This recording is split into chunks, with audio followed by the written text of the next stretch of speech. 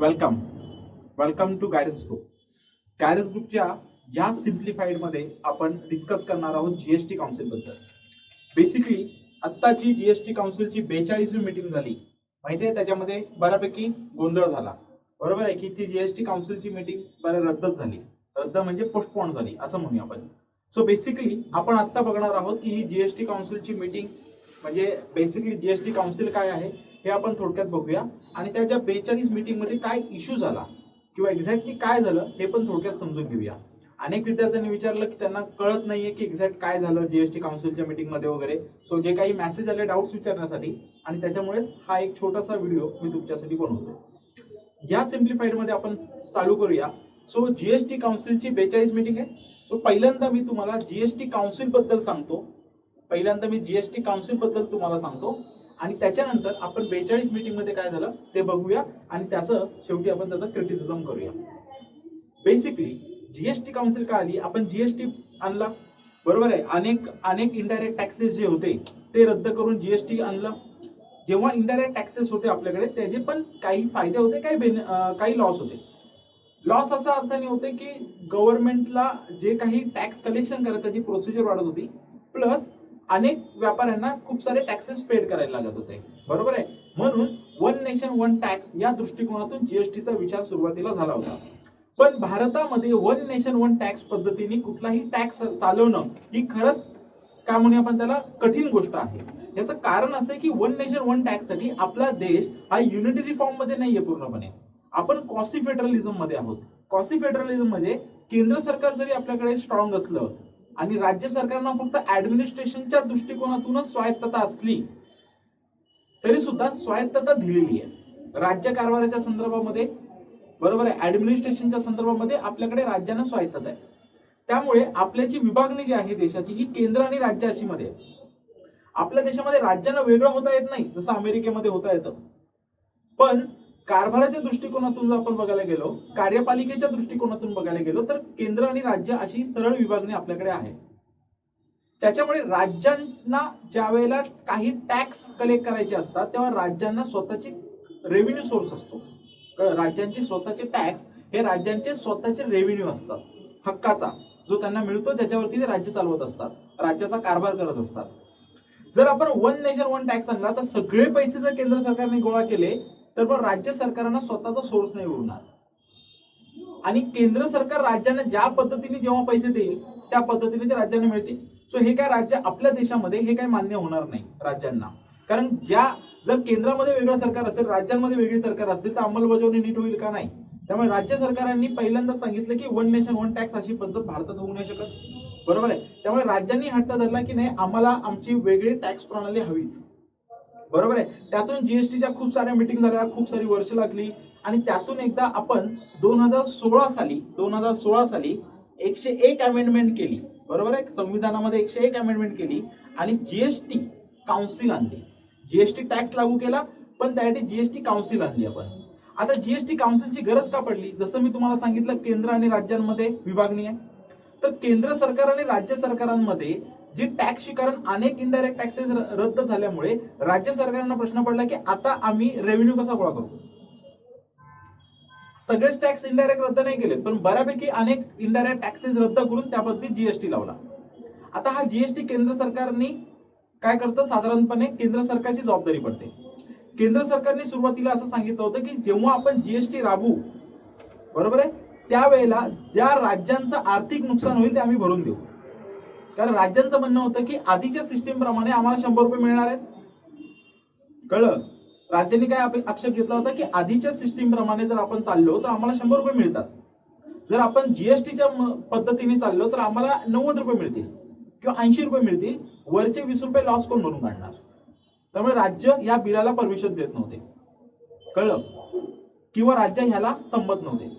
मग केंद्र सरकारने सांगितलं असं की नाही, जेव्हा असं कधी होईल आणि जो राज्यांचा लॉस होईल तो आम्ही भरून काढू, सुरुवातीच्या काळामध्ये आम्ही भरून काढू असं राज्यांना केंद्राने सांगितलं.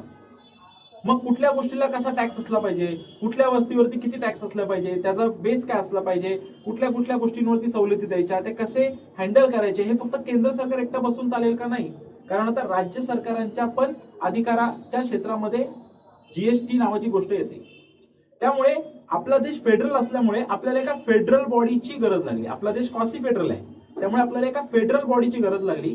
फेडरल बॉडी म्हणजे काय, तर जिथे केंद्र आणि राज्य दोघंही एकत्रपणे बसून निर्णय घेऊ शकतात, अशा फेडरल बॉडीची गरज पडली. आणि त्यातून जन्माला आली जीएसटी काउन्सिल, जिथे केंद्र सरकार आणि राज्य सरकारांचे प्रतिनिधी मिळून या जीएसटी विषयी, या टॅक्स विषयी डिसिजन घेतात आणि तो डिसिजन देशभरामध्ये राबवला जातो. कळलं? आता या 101 अमेंडमेंट करून आपण काय केलं, संविधानामध्येच याला स्थान दिलं. त्याच्यामुळे जीएसटी काउन्सिल जी आहे ही आता कॉन्स्टिट्युशनल बॉडी झाली आहे. ठीक आहे. संविधानिक संस्था म्हणजे काय, कुठल्याही संस्थेला किंवा कुठल्याही ऑर्गनायझेशनला जेव्हा संविधानामध्ये त्याचं नामकरण केलं जातं, संविधानामध्ये जेव्हा त्याचं नाव ठेवलं जातं किंवा त्याची रचना, त्याची स्थापना, त्याच्या संदर्भातले जे काही नियम आहेत, जेव्हा ते संविधानामध्ये असतात तेव्हा त्याला आपण काय म्हणतो, कॉन्स्टिट्युशनल बॉडी म्हणतो. कळलं? सो आपल्याला जर कॉन्स्टिट्यूशन मध्ये नसलेली एखादी गोष्ट जर कॉन्स्टिट्यूशन मध्ये टाकायची असेल तर आपल्याला अमेंडमेंट प्रोसिजर करावी लागते. ती अमेंडमेंट जी प्रोसिजर आहे ती करून आपण 101 अमेंडमेंट करून भारतीय संविधानामध्ये जीएसटी काउन्सिल ऍड केलं. त्यामुळे जीएसटी काउन्सिलला अतिशय महत्व आहे. ते का, कारण ती आता कॉन्स्टिट्युशनल बॉडी बनलेली आहे. कॉन्स्टिट्यूशन मध्ये ही कुठे सापडते तुम्हाला, ही सापडते आर्टिकल 279 मध्ये. आर्टिकल नंबर 279 हे त्याचा आर्टिकल आहे. हा जो ऍक्ट आहे, हा अमेंडमेंट ऍक्ट पास कधी झाला, 2016 ला. म्हणून इथे मी लिहिलं 101 अमेंडमेंट 2016. हिचं इम्प्लिमेंटेशन कधी झालं, मात्र हिचं इम्प्लिमेंटेशन चालू झालं 2017 ला. याची अंमलबजावणी चालू झाली. कळ, हे लक्षात ठेवा, 2017 ला अंमलबजावणी चालू झाली. ठीक आहे. पण आता ह्या जीएसटी काउन्सिल मध्ये असतं कोण ते बघू. याचं चेअर पण फायनान्स मिनिस्टर असतो. केंद्राचा जो फायनान्स मिनिस्टर आहे तो याचा चेअर असतो, याला चेअर करतो या बैठकीला.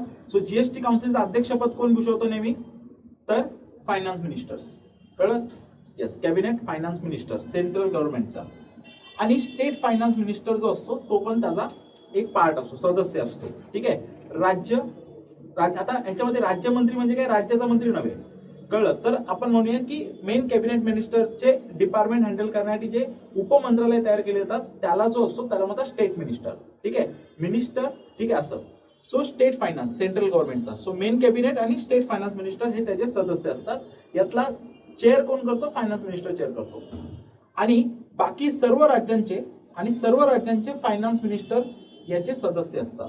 ठीक आहे. सो हे चेअर आहेत, बाकी एक पर्सन, आणि हे सगळे पर्सन मिळून काय तयार होतात, ही जीएसटी काउन्सिल तयार होते. ठीक. आता ही जीएसटी काउन्सिल डिसिजन कशी घेते, बेसिकली एक गोष्ट लक्षात ठेवा, जीएसटी काउन्सिलला जर डिसिजन घ्यायचं असेल तर त्यांना मेजॉरिटी लागते. कळलं? मेजॉरिटी डिसिजन असतात. तर हा मेजॉरिटी डिसिजन कसा होतो, तर साधारणपणे 3/4 मेजॉरिटी डिसिजननी हा होतो. कळलं? 1/3 2/3 असं असतं ना, तसं हे काय 3/4 डिसिजन. सो जेवढे काही आता हे सदस्य आहेत, म्हणजे केंद्र सरकारचे आणि राज्यांचे जे काही सदस्य या काउन्सिलमध्ये आहेत, ते जेव्हा वोटिंग करतील त्याच्या 3/4 वोटिंग जेव्हा होईल तेव्हा डिसिजन घेतला जातो. सो डिसिजन मेकिंग ही मेजॉरिटीने होते 3/4. आलं लक्षामध्ये? ठीक आहे. आता याच्यामध्ये जर सगळ्यांमध्ये एकमत झालं तर प्रश्नच नाही, पण एकमत नाही झालं तर तुम्हाला काय करावं लागतं, वोटिंग करावी लागते. ठीक आहे. आता ह्याच्यामध्ये वेटेज कसं दिलेलं आहे, साधारणपणे ह्याच्यामध्ये जे वेटेज आहे, वेटेज भार ज्याला आपण म्हणूया भार. सो तो भार किती आहे, सेंट्रल गव्हर्नमेंटला वेटेज आहे या जीएसटी काउन्सिलच्या वोटिंगमध्ये म्हणजे मताला व्हॅल्यू म्हणतो ना आपण, मताला किंमत, तशी मताला किंमत किती आहे, केंद्र सरकारच्या मताला 1/3 किंमत आहे.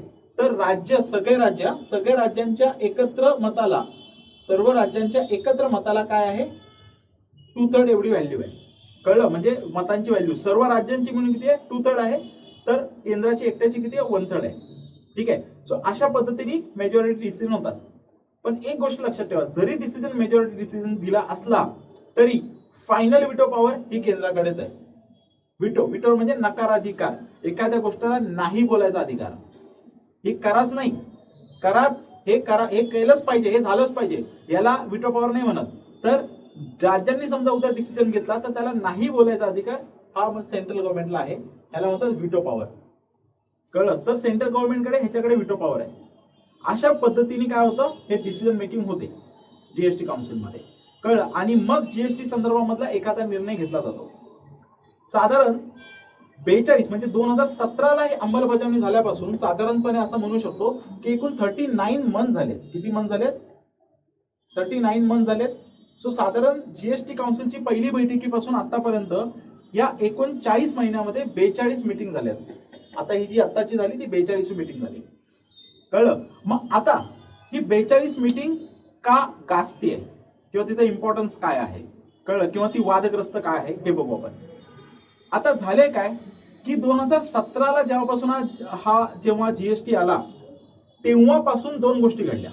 एक म्हणजे राज्यांचा महसूल कमी झाला, बरोबर आहे, म्हणजे राज्यांना भरपाई देत नाही.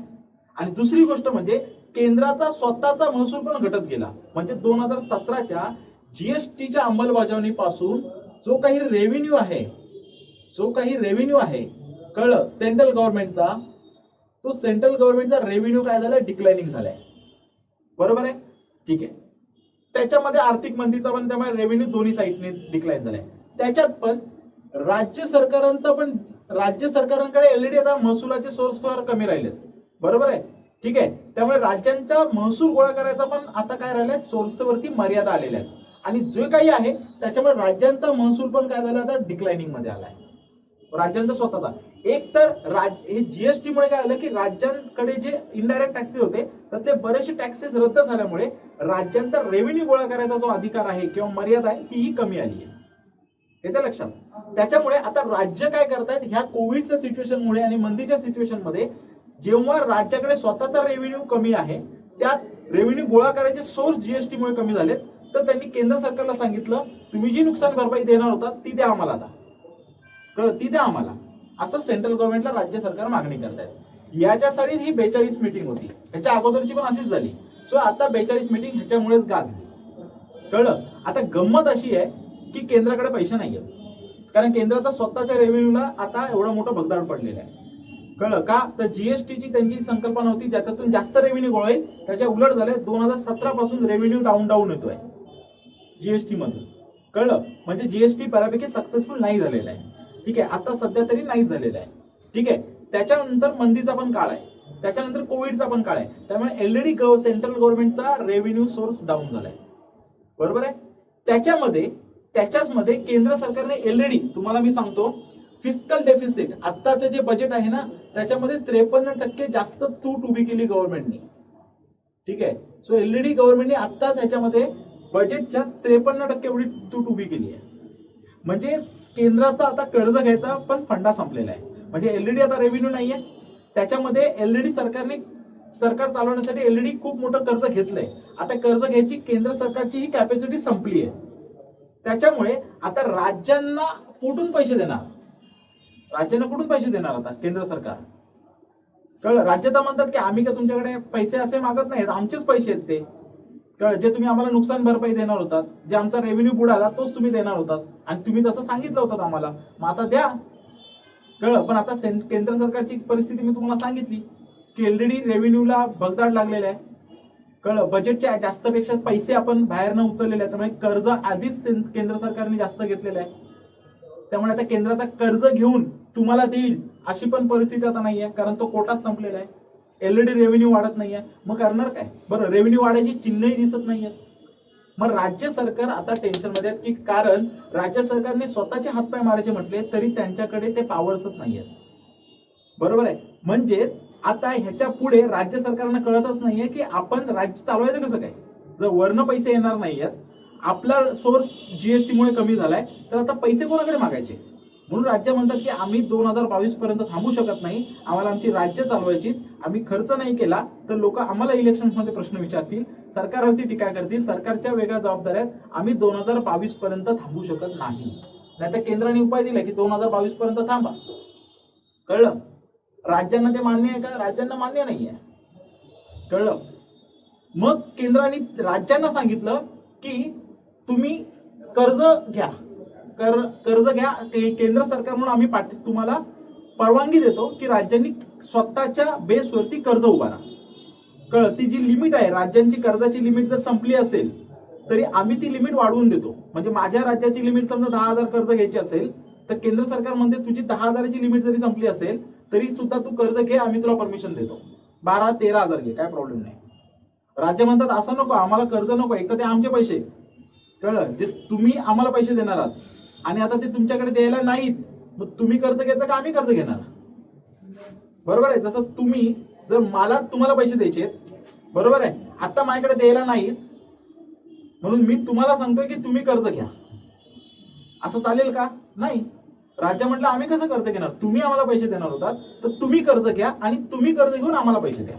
कळलं. केंद्र सरकारची ऑलरेडी कर्जाची लिमिट संपल्यामुळे केंद्र सरकार कर्ज घेऊ शकत नाही आता, आणि राज्य सरकार कर्ज घ्यायला तयार नाही का? कारण माझे पैसे तुझ्याकडे असताना मी का कर्ज घेऊ आणि तो कर्जाचा बोजा आम्ही आमच्या सरकार राज्य सरकारवरती का टाकू, जे की ही जी तरतूद आहे, तर ही तरतूदच मुळात घटनाबाह्य आहे. राज्यांना कर्ज घ्यायची जी फिस्कल मॅनेजमेंट FRBM कायद्यानुसार हे चुकीचं आहे. ही जी तरतूद राज्य सरकारांना त्यांनी दिलेली आहे की राज्यांनी कर्ज उभारण्याची मुभा, हीच मुळात क्रिटिक्स म्हणतात की घटनाबाह्य आहे FRBMच्या कायद्यानुसार वगैरे. ठीक आहे. त्याच्यामुळे आणि राज्य स्वतःही तयार नाहीये, कारण तो कर्जाचा बोजा राज्यांवरती फुकट पडणार आहे. ठीक आहे. त्यामुळे राज्य तयार, कारण ऑलरेडी अनेक राज्य कर्जाच्या बोजात आहेत, त्याच्यामध्ये दुसऱ्याकडनं येणारे पैसे येणार नाहीत म्हणून परत कर्ज घेणं हे राज्यांना पण मान्य नाहीये. त्यामुळे ह्या दोन्हीही ज्या सिच्युएशन आहेत, या दोन्हीही सिच्युएशन राज्यांना मान्य नाहीयेत. म्हणजे राज्य 2022 पर्यंत थांबणार नाहीयेत, कारण ऑलरेडी ह्याच्यामुळे तुटवडा आहे. हेल्थ सेक्टरमध्ये खूप सारे पैसे टाकावे लागणार आहेत, त्याच्यामुळे ऑलरेडी नोकरी भरती नाहीये. त्यामुळे ऑलरेडी ह्याच्यामध्ये 2022 पर्यंत थांबायला राज्य तयार नाहीयेत. आणि राज्य कर्ज जरी केंद्राने सांगितलं की कर्ज घ्या, तरी कर्ज घेऊन अंगावर घेणार कोण? राज्याच्या तिजोरीवरती भार का टाकायचा, म्हणून राज्य तयार नाहीये. सो हे दोन्हीही जे काही दिलेले आहेत हे राज्यांना मान्य नाहीत. कळलं. त्यामुळे राज्यांनी काय केलं, गोंधळ घातला. आता जर याच्यावर त्या दिवशी मतदान घेतलं असतं, या 42 मीटिंग काय केली शेवटी गुंडाळली, याच्यामध्ये जर मतदान घेतलं असतं तर मे बी मतदानामध्ये केंद्र सरकार हरलं असतं. कळलं. आणि राज्यांचा निर्णय लागला असता. ठीक आहे. मे बी केंद्र सरकारने व्हिटो पॉवर वापरली असते, असं काही नाही की केंद्र सरकार आता द्यावेच लागतील. केंद्राकडे मी सांगितलं व्हिटो पॉवर आहे, म्हणजे राज्यांनी जरी सांगितलं असतं, निर्णय दिला असता मतदान घेऊन, तरी केंद्राने व्हिटो वापरला असता, पण ते मतभेद दिसून आले असते. कळलं. त्याच्यामुळे केंद्र राज्य संबंधांमधले जे तणाव आहेत ते दिसून आले असते. शेवटी शांतपणे काय केलं, मतदान घेतलं नाही आणि निर्णय पुढे ढकलला की पुढच्या 10 दिवसांनी आपण भेटूया. लक्षामध्ये. आता ह्याच्यात गंमत अशी आहे की साधारणपणे एकूण जेवढे काही आपल्याकडे राज्य आहेत, साधारणपणे लक्षात ठेवा 20 राज्यांनी जरी मान्यता देणं गरजेचं आहे. मिनिमम 20 राज्यांचा कोटा ज्या ठिकाणी फिरेल त्या ठिकाणी ठरेल की पुढे काय होणार. कळलं. सो मतदानाने जर कुठला निर्णय घ्यायचा असेल तर 20 राज्यांची गरज आहे. 20 राज्यांची म्हणजे एकत्र राज्य. सो राज्यांना जर ही केस जिंकायची जीएसटी काउन्सिल मधली, तर 20 राज्यांनी ऍटलिस्ट एकत्र येणं गरजेचं आहे. कळलं. आता 21-22 राज्य तरी एकत्र होतीच. कळलं. जी भाजप प्रणित नाहीत, म्हणजे केंद्र सरकारच्या प्रणित नाहीत, सो आम्ही कर्ज घ्यायला तयार नाहीत असं कर्नाटक आणि आंध्र प्रदेशने पण थोडीशी हिंमत केली आहे. सो ऑलरेडी राज्य पण तयार नाहीये. ठीक आहे. सो आता हा तिढा कसा सुटणार? आता ह्याच्यामध्ये ह्या मतदानामध्ये जर काही एखादं राज्य जर केंद्र सरकारच्या बाजूने गेलं, इथे राज्यांची जी वेटेज आहे ते वेटेज कमी पडलं तर मे बी निर्णय होऊ शकतो. कळलं. पण आता तरी राज्यांचा त्याला विरोध आहे. ठीक आहे. सो हे अशा पद्धतीने ही जीएसटी काउन्सिल आणि त्याच्यामुळे आता या सिच्युएशनमुळे झालेली 42 मीटिंग ही अशी गुंडाळली गेली. कळलं. आता 43 मीटिंगला काय होते हे पुढे कळेल आपल्याला. त्यावेळेला काय निर्णय होईल त्यावेळेला पण आपण तो निर्णय आपण सिम्प्लिफाय करूया. सो सध्या केंद्र राज्य आर्थिक संबंधांमध्ये हा सगळा तिढा आहे, चालू आहे, तो समजून घ्यायचा आपण हळूहळू प्रयत्न करूया. सध्या तरी ही जीएसटी काउन्सिलची 42 मीटिंग तुम्हाला नक्की समजली असेल. सो आपण थांबूया. Thank you so much. तर हा सगळा जीएसटी काउन्सिलचा सगळा तिढा मी तुम्हाला समजावून सांगितलेला आहे. तर नक्की तो तुम्हाला समजला असेल तर लाईक करा, सबस्क्राईब करा आणि जास्तीत जास्त लोकांपर्यंत शेअर करा. Thank you so much.